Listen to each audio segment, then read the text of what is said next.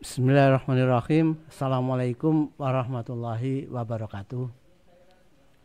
Selamat datang di channel Kirana, channel kisah Rasul Nabi dan peradaban bersama Agus Mu'alif Rohadi.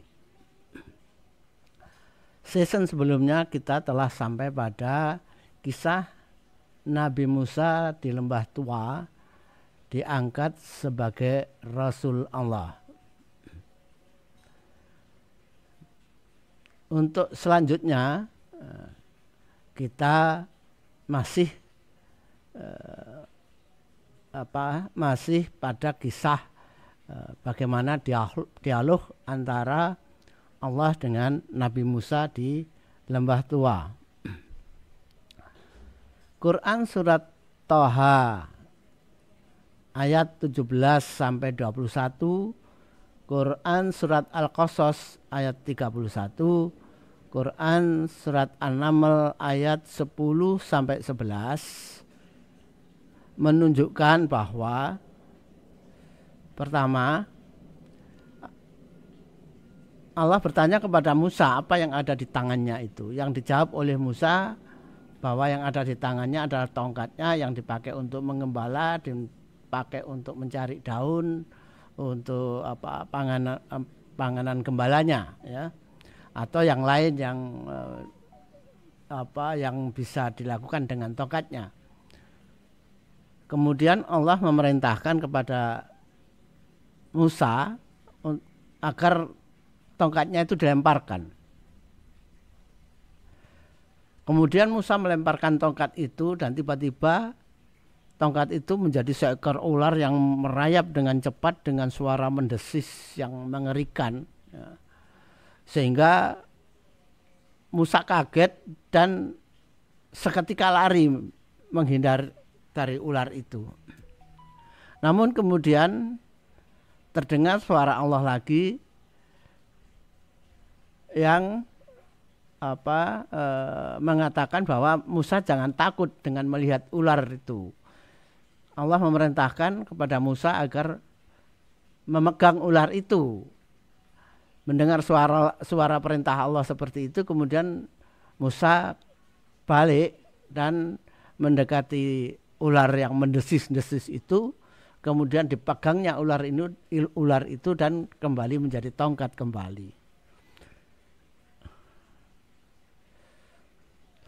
Allah mengatakan kepada Musa bahwa Rasul tidak boleh takut dengan apapun.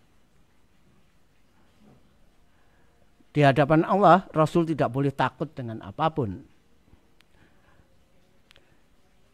Peristiwa itu otomatis akan membangkitkan dan semakin meyakinkan Nabi Musa untuk berani menghadapi segala tantangan, karena Allah telah menjamin tidak perlu takut berhadapan dengan siapapun, ya. Dan dibuktikan ketika dia memegang ular itu menjadi tongkat kembali. Jadi itu semacam ujian kepada Nabi Musa agar tidak takut menghadapi apapun, ya. Karena tongkatnya tiba-tiba menjadi ular yang besar mendesis-desis seperti itu. Maka hilang rasa takut Musa, ya.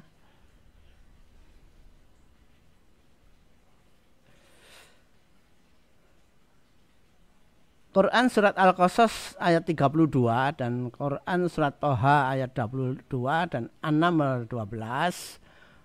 Setelah itu Allah memerintahkan Musa untuk memasukkan tangannya ke leher bajunya untuk dikepit di ketiaknya, ya. Maka dilakukanlah itu oleh Musa, dan ketika tangan tersebut dikeluarkan dari ketiaknya setelah dikempit, ternyata tangannya mengeluarkan cahaya yang terang, ya. Jadi itulah dua mukjizat yang pada saat itu diberikan Allah kepada Nabi Musa di Lembah Tua. Jadi dengan tongkat yang bisa menjadi ular dan menjadi apapun yang akan nanti diperintahkan oleh Allah kepada Nabi Musa.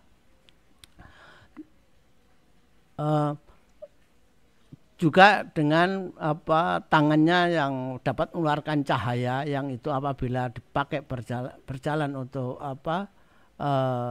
malam hari pasti berguna bagi Nabi Musa. Itulah mukjizat yang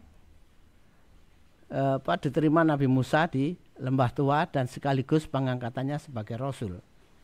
Namun demikian,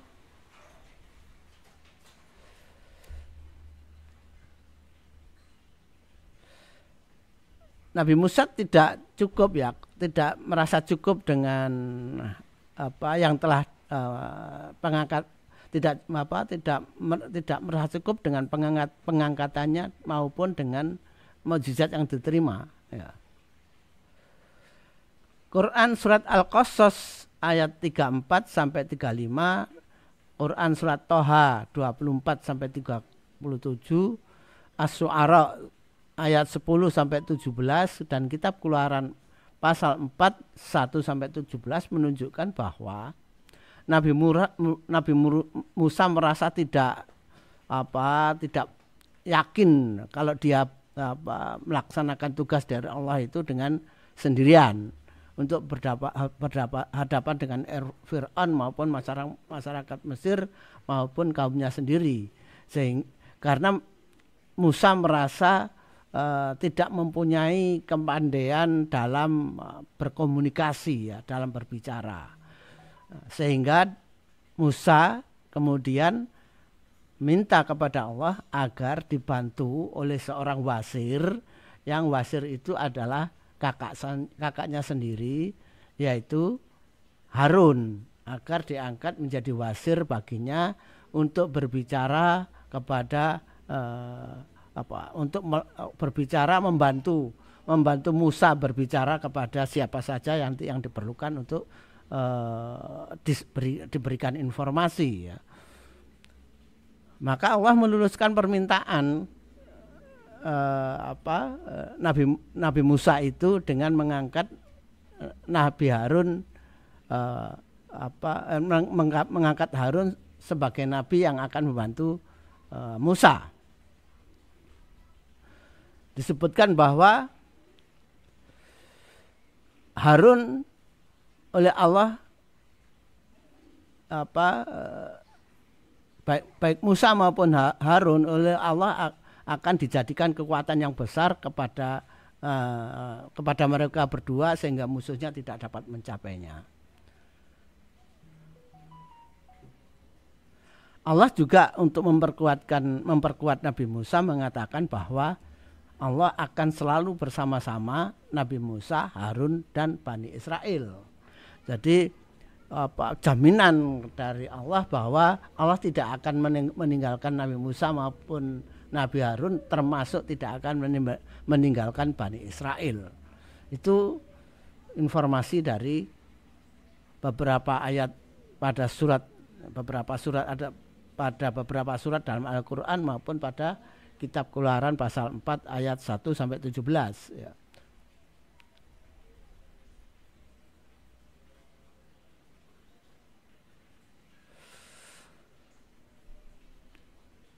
Pada kitab Keluaran pasal 3 ayat 7 sampai 22, dialognya sebenarnya ditunjukkan di situ bahwa dialognya tidak hanya itu, tapi dialognya juga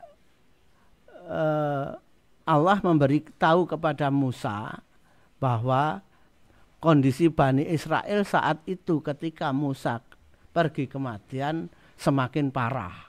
Ya, jadi penindasan dan perbudakan oleh Ramses II itu semakin menggila, ya, sehingga Allah kemudian mengambil keputusan mengangkat Musa sebagai rasulnya untuk membawa Bani Israel, menolong Bani Israel dan membawanya keluar dari Mesir. Ya. Itu ada pada kitab Keluaran. Jadi perintahnya adalah kepada Musa adalah membawa Bani Israel keluar dari Mesir. Ya. Untuk kemana? Untuk menuju negeri Kan'an. Ya, negeri Kan'an yang di negeri tersebut ya, pada ayat 17 dari pasal kitab Keluaran pasal 3 disebutkan bahwa Allah juga akan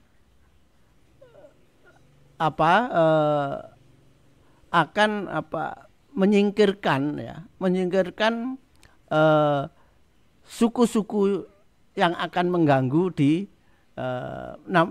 Bani Israel di Kan'an ya. Ada disebut di situ ada suku Het, Amori, Feris, Hui dan Yebusi ya.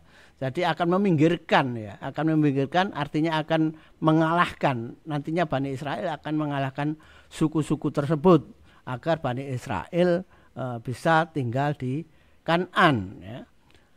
Disebut seperti itu ya dalam ayat ya. Apakah memang seperti itu? Saya tidak punya alatnya untuk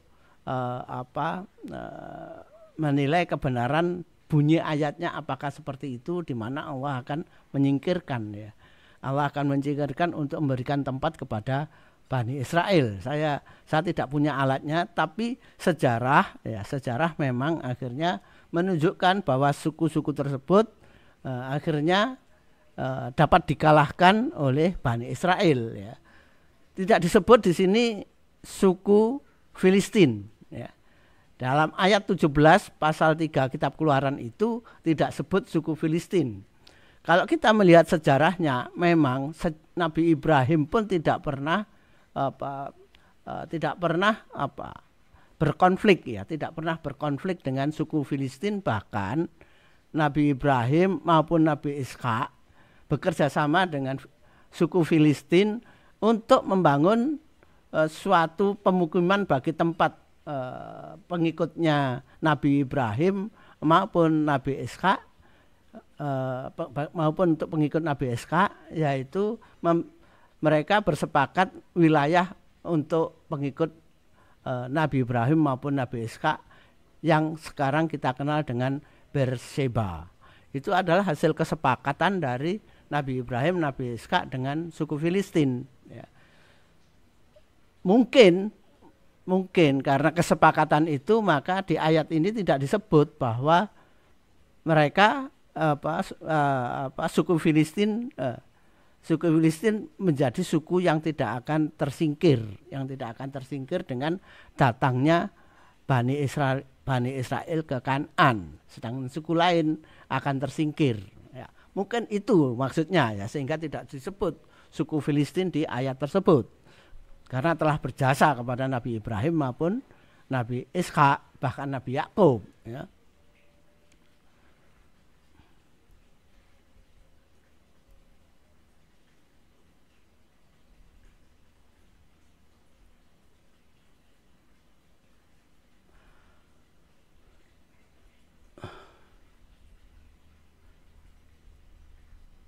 Kitab Keluaran juga memberikan informasi bahwa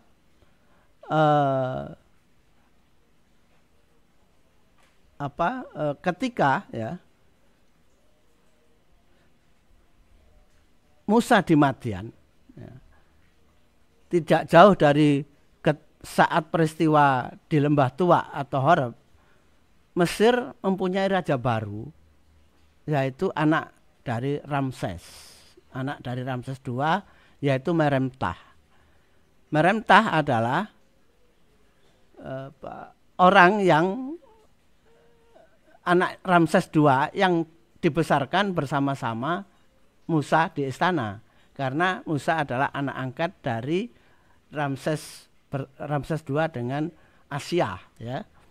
Jadi Musa maupun Meremtah sudah sangat saling mengenal ya. Sudah sangat saling mengenal. Artinya dari situ kita bisa mengetahui kapan sebenarnya Nabi Musa diangkat menjadi rasul ya. Kita dari ayat tersebut dapat diketahui bahwa saat itu, yaitu ketika pergantian Fir'aun Ramses dengan Meremtah, pergantian Ramses pada Meremtah itu terjadi pada 1212 sebelum Masehi. Artinya pada tahun itu yaitu 1212 sebelum Masehi adalah saat di mana Musa dan Harun diangkat sebagai Rasul Allah ya. Bersamaan itu, hampir bersamaan. Dengan demikian Musa pada saat diangkat Rasul akan berhadapan dengan Fir'aun yang berbeda yang sangat dikenalnya.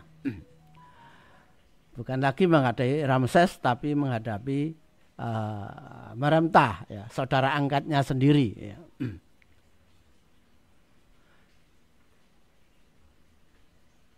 Setelah Quran surat Thaha 40 ayat 42 sampai 46, Quran surat Asy-Syu'ara ayat 15 sampai 16 menginformasikan setelah diangkat menjadi rasul, Allah kemudian memerintahkan Nabi Musa kembali ke Mesir dan berdua bersama Harun menghadapi Fir'aun dengan membawa mukjizat yang telah dimilikinya.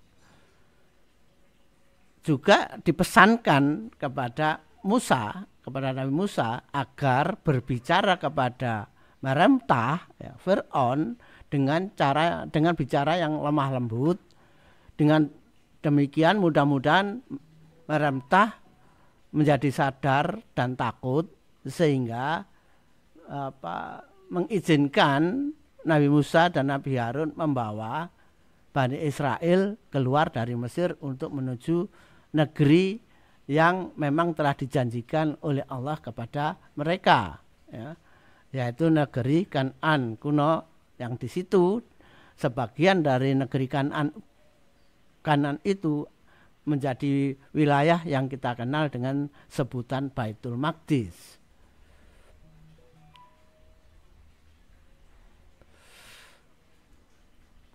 Namun demikian dengan isyarat seperti itu, ya, bahwa Musa harus bicara lemah lembut, ya, dengan Meremtah, itu juga memberikan isyarat bahwa yang dihadapi adalah Fir'aun yang bukan sembarangan, Fir'aun yang kuat, ya, yang tidak mudah ditaklukkan. Ya.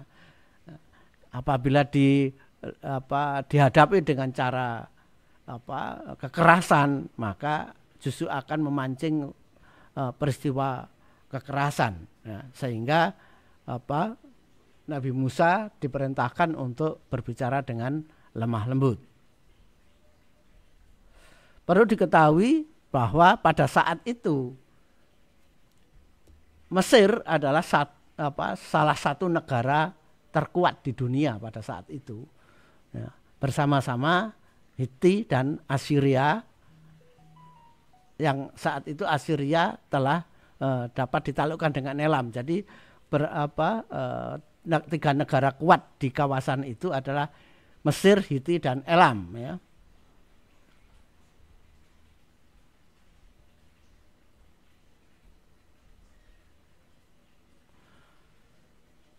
Setelah dialog dengan Allah di lembah tua, atau kalau kaum Yahudi maupun kaum Kristen menyebutnya lembah Horeb, ya, lembah Horeb. Nah, kalau kaum Muslim menyebutnya lembah tua.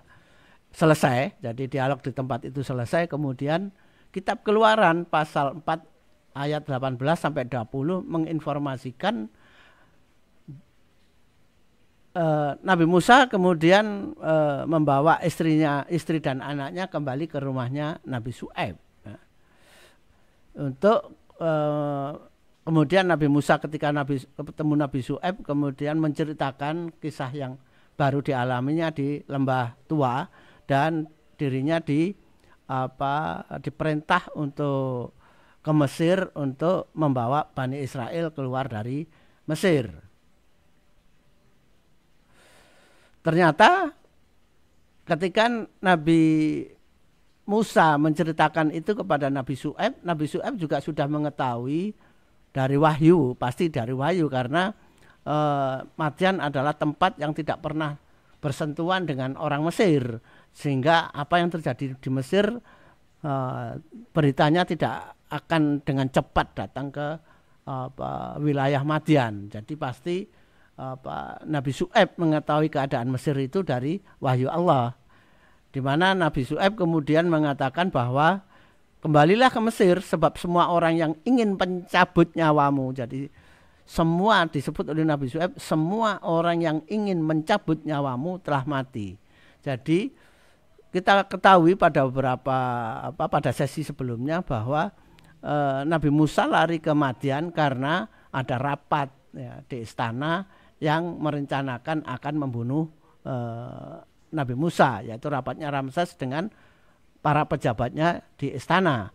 Nah, ini disebutkan oleh Nabi Syuaib, penyebutannya adalah sebab semua orang yang ingin mencabut nyawamu telah mati. Jadi orang-orang yang terlibat di dalam rapat itu telah mati. Ya, jadi Ramses, jadi yang mati bukan hanya Ramses, tapi orang-orang lain yang terlibat dalam pembicaraan akan membunuh Musa itu telah mati semua. Dengan demikian pada saat rapat akan merencanakan membunuh Nabi Musa itu, Meremtah tidak ikut serta dalam rapat tersebut ya. Sehingga kemudian Meremtah menjadi raja pengganti Ramses ketika Ramses II meninggal.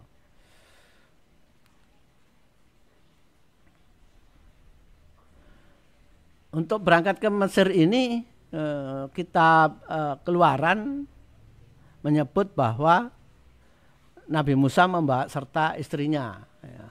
Saya kira istrinya juga sudah paham karena istri Nabi Syuaib adalah anak seorang rasul. Bagaimana beratnya tugas seorang rasul, pasti istri Nabi Musa juga telah dijelaskan oleh bapaknya, pengalaman bapaknya ketika menjadi rasul di Aika yang juga membahayakan jiwanya. Namun istri Nabi Musa tetap mengikuti suaminya untuk melaksanakan tugasnya sebagai rasul di Mesir. Jadi Nabi Musa bersama istrinya yaitu Rehulah Zipora atau Zafura ya, adalah bersama anaknya ikut ke Mesir ya. Kitab Keluaran pasal 4 ayat 13 sampai 17 juga menjelaskan tentang permohonan Nabi Musa tentang Harun yang dikabulkan Allah. Jadi artinya pada saat setelah Nabi Musa diangkat sebagai rasul, kemudian Allah juga mengangkat Harun sebagai rasul untuk menemani Nabi Musa ya. Bahkan di kitab Keluaran pasal 4 ayat 27-28 Allah memerintahkan Harun yang telah diangkat menjadi nabi pergi ke padang gurun untuk menjumpai Musa, dan ketika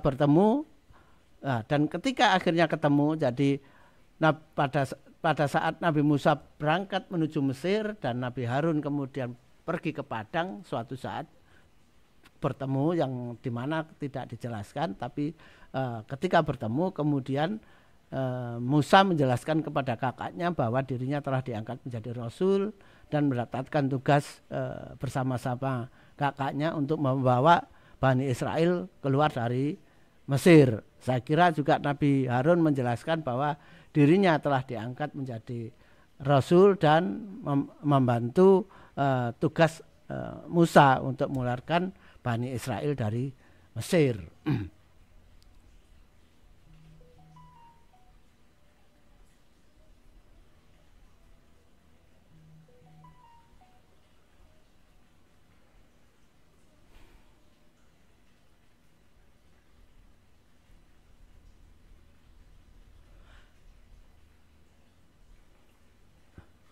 Kitab Keluaran pasal 4 ayat 29 sampai 31 menjelaskan bahwa setelah bertemu dan ngobrol sebentar, kemudian mereka melanjutkan perjalanan kembali ke Mesir, dan Nabi Musa dan Harun langsung menuju wilayah penduduk Bani Israel. Berarti ini berada di penduduk Bani Israel yang berada di Goshen atau Gosen yang berdekatan dengan kota Avaris, yang saat itu kota Avaris sedang dibangun sebagai ibu kota baru Mesir, yaitu Ramses ya.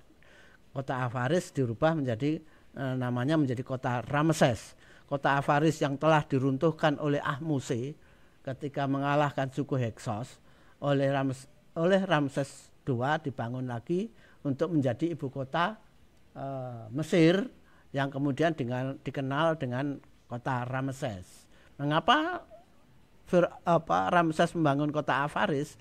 Karena kota Avaris letaknya lebih dekat ke wilayah jajahan Mesir yang ada di Kanaan, ya, dan juga berdekatan dengan Gosen atau Gosian yang menjadi konsentrasi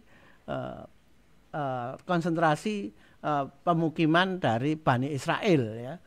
Yang kita ketahui bahwa saat itu Bani Israel jumlahnya sudah 1 juta lebih. Jadi untuk mengendalikan, untuk kepentingan mengendalikan pertumbuhan penduduk Bani Israel itu, sampai kemudian Ramses II memindahkan ibu kota. Jadi bukan hal yang sepele, itu bukan. Jadi perkembangan penduduk perkembangan jumlah Bani Israel yang cepat itu bukan sesuatu yang sederhana dan sangat serius oleh Ramses untuk dikendalikan, bahkan dimusnahkan secara perlahan-lahan dengan membunuh bayi laki-laki yang baru lahir. Jadi itulah tujuan utama memindah ibu kota Mesir dari Memphis ke Ramses, ya.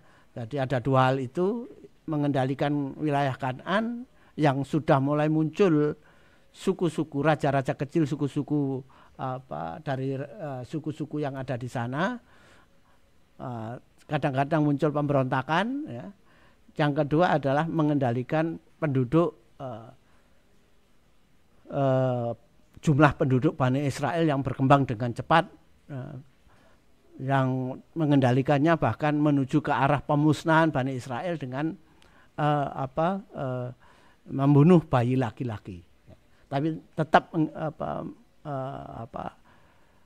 membiarkan hidup bayi perempuan, yang akan bayi perempuan itu tujuannya adalah tetap melayani bangsa Mesir dan bisa juga diperistri oleh bangsa Mesir, sehingga akan dengan mempercepat pertumbuhan penduduk Mesir sendiri.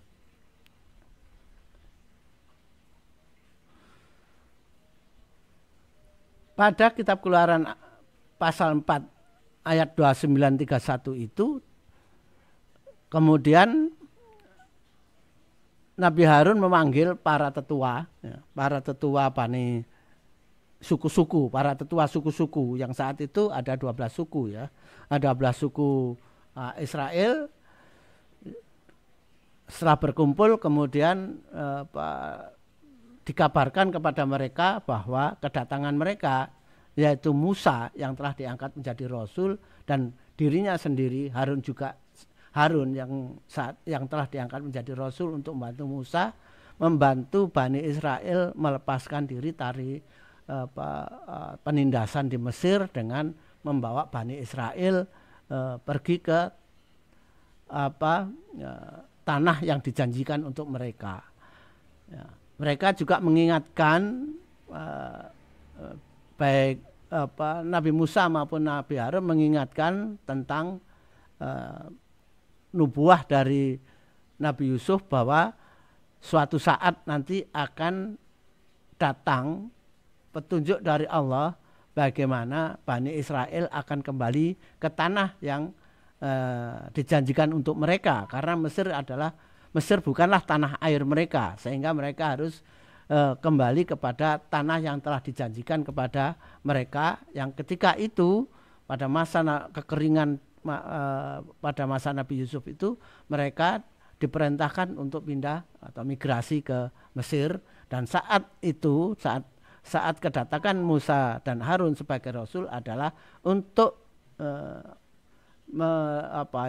memenuhi nubuah tersebut, ya, memenuhi nubuah tersebut, yaitu Bani Israel kembali ke tanah yang dijanjikan untuk mereka, yaitu di tanah Kan'an yang kita kenal sebagai Baitul Maqdis. Ya. Untuk meyakinkan kepada Bani Israel, pada tetua Bani Israel maupun Bani Israel semuanya, Nabi Musa maupun Nabi Harun menunjukkan mukjizat yang mereka terima.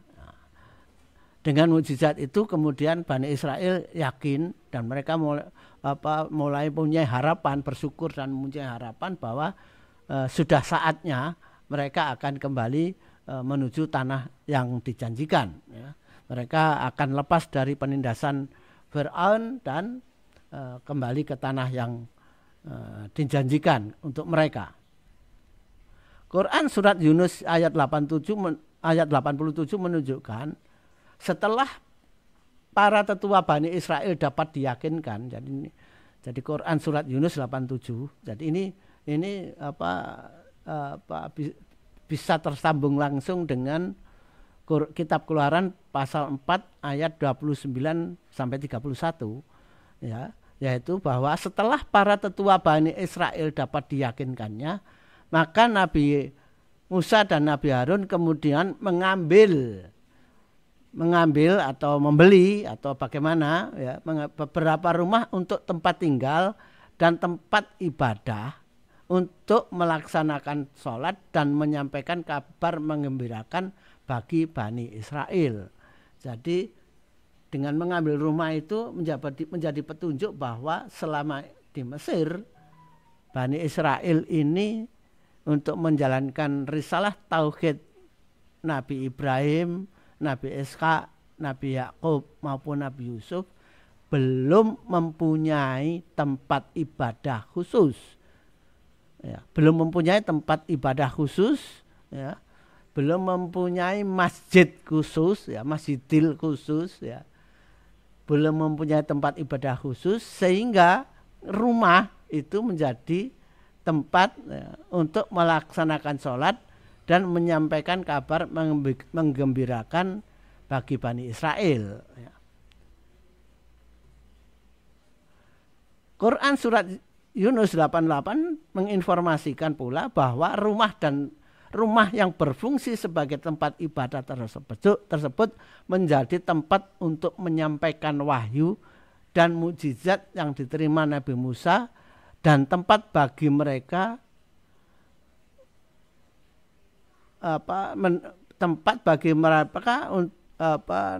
bagi mereka yaitu Nabi Musa dan Nabi Harun memberikan petunjuk pada Bani Israel bagaimana mereka harus menghadapi Fir'aun dan yang berdasar dari perintah Allah bagi Nabi Musa dan Nabi Harun. Jadi untuk menyampaikan wahyu kepada Bani Israel bagaimana mereka harus menghadapi Fir'aun terhadap keinginan mereka kembali ke tanah yang dijanjikan untuk mereka. Tentu tidak mudah, ya. Tentu tidak akan merentah itu memberikan izinnya bahwa oke, silahkan pergi. Tidak akan demikian. Karena apa? Saat itu jumlah Bani Israel sudah melampaui jumlah penduduk Mesir. Pertama. Yang kedua, banyak proyek-proyek, ya, baik itu membangun istana baru, membangun ibu kota baru, membangun ladang, membangun ibu kota baru, membangun lembah raja, yaitu makam-makam bagi para raja dan bangsawan-bangsawan istana, baik itu di Luxor, di Memphis, ya. Terus kemudian membangun ibu kota baru di Ramses, itu menggunakan tenaga rodi, tenaga paksa, ya, dari Bani Israel, sehingga tidak mungkin merentah akan meluluskan permintaan Nabi Musa yang akan membawa Bani Israel keluar dari Mesir. Karena apa? Kalau Bani Israel keluar dari Mesir berarti lebih dari separuh penduduk Mesir itu hilang. laki dan perempuan. Artinya jika Bani Israel meninggalkan Mesir, maka seluruh proyek-proyek yang dirancang Ramses dan Meremtah, ya, yang dilanjutkan Meremtah, itu akan mangkrak. Ya. Akan tidak ada yang melanjutkan proyek-proyek tersebut. Itu yang pertama. Yang kedua, ekonomi Mesir juga akan jatuh. Karena apa? Selain proyek berhenti, maka orang-orang yang bekerja, Bani Israel yang dipekerjakan di ladang-ladang, di perkebunan, di ladang gandum, perkebunan kurma, kemudian peternakan, itu tidak ada yang mengerjakan. Dengan demikian ekonomi Mesir akan jatuh, membuat negeri Mesir akan terpuruk. Menjadi negeri yang kecil, menjadi negeri yang lemah, yang itu juga berbahaya. Karena apa? Suku-suku Kan'an yang telah menjadi ada raja-raja kecil di sana, bisa saja melepaskan diri dari Mesir. Karena apa? Prajurit-prajurit Mesir pasti ditarik pulang lagi untuk menggantikan pekerjaan yang telah ditinggalkan oleh Bani Israel. Ya. Bahkan lebih jauh lagi negara pesaing Mesir seperti Hiti dan Elam bisa menyerbu Mesir, bisa porak-poranda Mesir, ya, bisa porak-poranda kalau jika Bani Israel sampai pergi dari negeri Mesir. Jadi berat, sangat berat. Nabi Musa bisa memperkirakan bahwa Meremtah akan menolak permintaan itu, ya. Oleh karena itu kemudian Nabi Musa berdoa kepada Allah seperti yang diisyaratkan pada Quran surat Yunus ayat 88, bahwa tidak ada jalan lain. Jadi tidak ada jalan lain kecuali Meremtah dimusnahkan, ya. Jadi itulah doa Nabi Musa kepada Allah agar Meremtah dibinasakan, ya. Karena pasti permintaannya ditolak. Dan doanya kemudian dijawab oleh Allah pada Quran surat Yunus ayat 89, bahwa permohonannya itu dikabulkan, ya. Tetapi difirmankan oleh Allah kepada Nabi Musa dan Nabi Harun agar Nabi Musa dan Nabi Harun tetap di jalan yang lurus, ya, tetap di jalan yang lurus, yaitu dengan cara tetap berbicara lemah lembut kepada Fir'aun supaya tidak terjadi kekerasan, ya, supaya Meremtah kemudian tidak berbuat semakin kasar, semakin keras terhadap sikapnya terhadap Bani Israel. Kitab Keluaran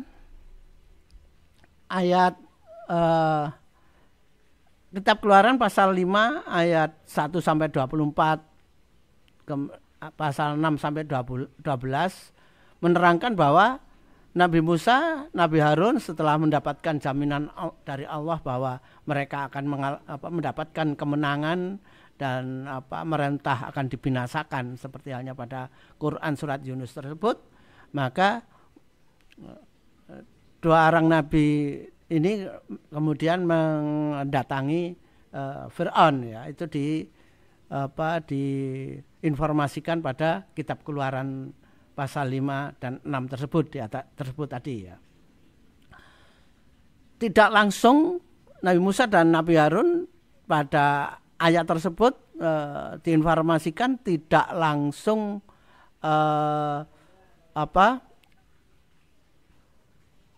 tidak langsung meminta agar Bani Israel diizinkan mengikuti Nabi Musa dan Nabi Harun meninggalkan Mesir ke Kan'an, tetapi meminta kepada Fir'aun agar Bani Israel diizinkan mengikuti Nabi Musa dan Nabi Harun untuk melaksanakan ibadah di padang gurun. Mengapa di padang gurun? Ya. Karena pertama jumlahnya memang Bani Israel sangat banyak, sedang Bani Israel tidak mempunyai tempat ibadah, sehingga untuk membawa Bani Israel yang separuh jumlah penduduk Mesir itu untuk beribadah kepada Allah, tempat satu-satunya yang paling memenuhi syarat ya paling memenuhi syarat ya di padang gurun ya. Namun permintaan itu oleh pemerintah kemudian ditolak ya. Kenapa ditolak? Ya karena itu permintaan yang berat pada masa itu untuk Firaun ya. Permintaan berat itu karena apa? Pertama, kalau di padang gurun melakukan ibadah di padang gurun, yang itu akan dilakukan pasti di gurun Sur ya. Pasti yang dekat dengan Rameses adalah gurun Sur. Itu merentah curiga setelah melakukan ibadah itu, kemudian mereka pergi dari Mesir ya. Dikumpulkan, habis ibadah terus pergi, atau karena jumlahnya banyak bisa-bisa melawan pasukan merentah ya. Dikerahkan oleh Nabi Musa dan Harun untuk melawan pasukan Mesir ya. Terus yang kedua, ini dengan ibadah yang mengerahkan separuh jumlah penduduk Mesir itu akan membuat Musa dan Harun menjadi pemimpin baru yang akan menjadi lawan merentah, pemimpin Bani Israel yang jumlahnya lebih dari separuh penduduk Mesir. Jadi bisa Nabi Musa dan Harun bisa bisa dianggap akan melakukan pemberontakan dengan mengerahkan Bani Israel melawan merentah ya. Dengan demikian pasti merentah menolak dan mencegah agar tidak terjadi Nabi Musa dan Nabi Harun tumbuh menjadi pemimpin Bani Israel yang akan membahayakan kedudukan merentah ya. Tidak hanya menolak ya. Di kitab Keluaran itu ditunjukkan bahwa tidak hanya menolak, tapi justru setelah melakukan penolakan itu, merentah justru melakukan penindasan yang lebih keras lagi kepada Bani Israel ya. Tujuan dari penindasan yang lebih keras itu supaya ada perlawanan dari Bani Israel terhadap Musa dan Harun. Jadi Bani Israel dipecah belah oleh merentah ya. Dan itu terjadi ya. Kemudian setelah ditindas lebih keras lagi, disuruh kerja paksa lebih keras lagi, akhirnya sebagian dari Bani Israel kemudian justru memprotes Nabi Musa dan Nabi Harun. Atas peristiwa itu, atas penolakan maupun protes Bani Israel kepada Nabi Musa dan Nabi Harun itu, kemudian Nabi Musa dan Nabi Harun memohon petunjuk apa yang harus dilakukan lagi setelah terjadi peristiwa itu ya. Allah kemudian justru memerintahkan kepada Nabi Musa dan Nabi Harun agar kembali kepada merentah untuk menunjukkan bahwa dirinya adalah telah diangkat ya, bahwa dirinya baik Nabi Musa dan Nabi Harun telah diangkat menjadi Rasul Allah yang tugasnya adalah untuk membawa Bani Israel pergi dari Mesir menuju tanah yang dijanjikan kepada mereka. Jadi lebih perintahnya lebih jelas lagi bahwa Nabi Harun dan Nabi Musa dan Nabi Harun diperintah untuk membawa Bani Israel ke Kan'an dan mendatangi Fir'aun dengan membawa bukti-bukti kerasulannya.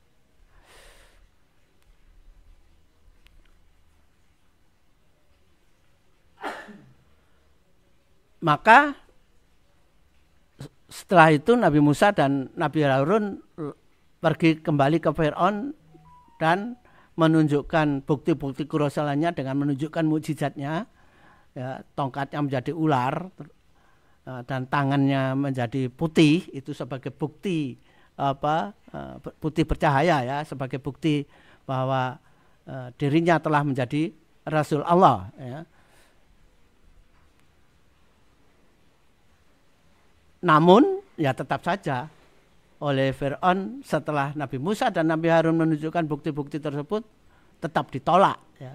Permintaannya tetap ditolak, apalagi semakin jelas bahwa ketika bertemu itu Nabi Musa dan Nabi Harun sebagai Rasul yang telah ditunjuk oleh Allah, diperintahkan untuk membawa Bani Israel keluar dari Mesir. Semakin jelas. Jadi semakin jelas semakin jelas perintah Allah kepada Nabi Musa dan Nabi Harun, yaitu membawa Bani Israel ke tanah yang dijanjikan keluar dari Mesir.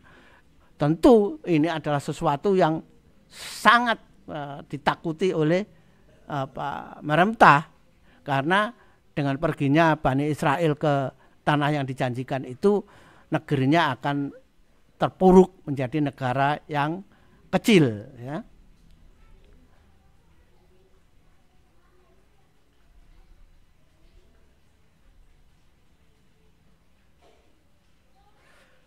Quran surat Asy-Syu'ara 17 ya sampai 24, Quran surat Thaha 47 sampai 55, Quran surat Al-A'raf 104 sampai 105, dan Quran surat An-Naziat 18 sampai 19, Quran Az-Zukhruf 46. Jadi cukup banyak ayat tapi mengkisahkan peristiwa yang sama ya. Nabi Musa dan Nabi Harun menghadap Fir'aun ya. Fir'aun didampingi oleh para pembesarnya, kemudian Nabi Musa menunjukkan mukjizatnya dan kemudian jawaban Nabi Musa Fir'aun kepada Nabi Musa itu menolak dan menganggap Musa sebagai orang yang tidak tahu berterima kasih karena telah dibesarkan di istana bersama dirinya, tapi kemudian sekarang akan berbuat yang perbuatannya itu akan membuat Mesir semakin terpuruk ya. Itu adalah jawaban Fir'aun yang intinya adalah menolak permintaan Nabi Musa dan Nabi Harun untuk membawa membawa Bani Israel keluar dari Mesir. Saya kira itu untuk sesi kali ini. Jadi telah sampai pada awal dari kisah Nabi Musa dan Nabi Harun berhadapan dengan Fir'aun ya.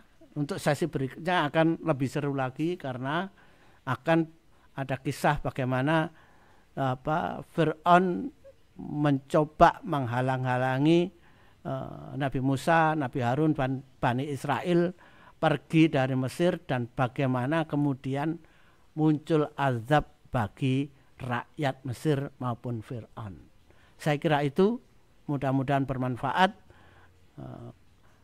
bagi kita semua. Kita mulai mengetahui kronologi kisah Nabi Musa secara urut ya, tidak melompat-lompat, sehingga kita bisa membuat gambaran yang gambaran rasional tentang gambaran yang menyeluruh, mudah-mudahan menyeluruh ya, dari kisah kerasulan Nabi Musa dan Harun selama di Mesir. Demikian, billahi taufiq wal hidayah. Assalamualaikum warahmatullahi wabarakatuh.